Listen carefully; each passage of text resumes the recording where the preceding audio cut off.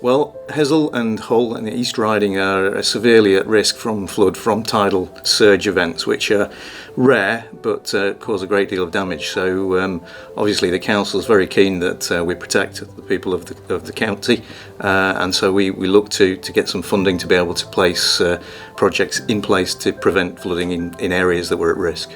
The area was subjected to tidal flooding in December 2013, and there have been notable events previous to that as well.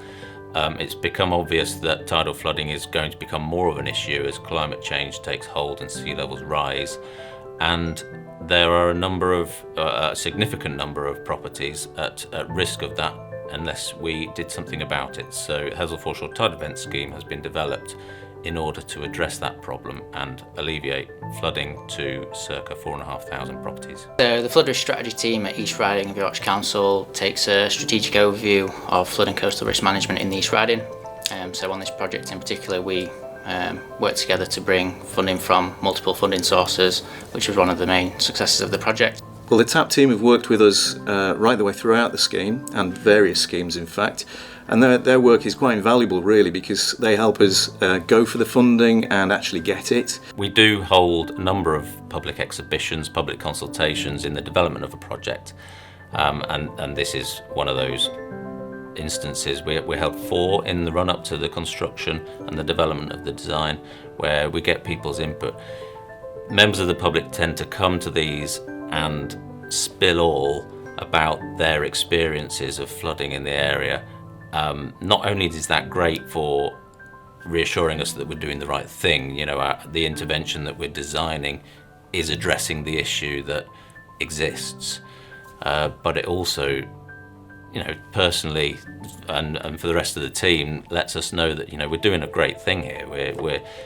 We're reducing flood risk to thousands of properties, which not only does that have a monetary impact on those properties, but it's the well-being of the people that live there or use those properties for day-to-day or for living or for work or for whatever. It's a good feeling. Funders have fairly stringent audit processes to make sure that their fund is getting delivered in the right place, and so the TAP team help us work through those audit processes and make sure that we don't fall foul of any issues there, and help us sort of sustain the funding throughout the project so that we can actually deliver the schemes. So once the project is complete, it's designed to reduce flood risk to a 1 in 200 year standard of protection over a 50-year period. So inbuilt into the infrastructure now is enough height to account for climate change and sea level rise over the next 50 years. So the TAP team work to support all European funded projects. So the council's delivered a number of projects in the past. So one of the things that we could use on this project was the lessons learned from previous projects through the workshops that we'd attended for the TAP team, whether that be on procurement issues, branding and publicity, or sort of document retention. They have a wide variety of workshops that they make available to people who work on projects of this nature. I think early intervention with the TAP team, get an understanding of what's required for the funding applications, the outcomes of, are the big thing that the funders require, and it's tailoring the scheme to fit those outcomes really. Any times throughout the project, I just pick up the phone and call a member of the TAP team for a bit of advice, and they're more than happy to help on that basis, or I might send them a quick email, and likewise they'll be more than happy to help me out. This scheme is split into 3 sections, the most prominent of which is at Cliff Road in Hessel, just under the Humber Bridge there.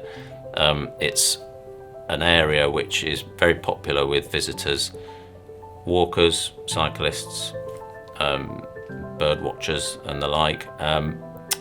So we've had to be careful to make our infrastructure fit in, which is why we've chosen a glass wall effectively down there, so we don't destroy the vista. It's a nice place to live.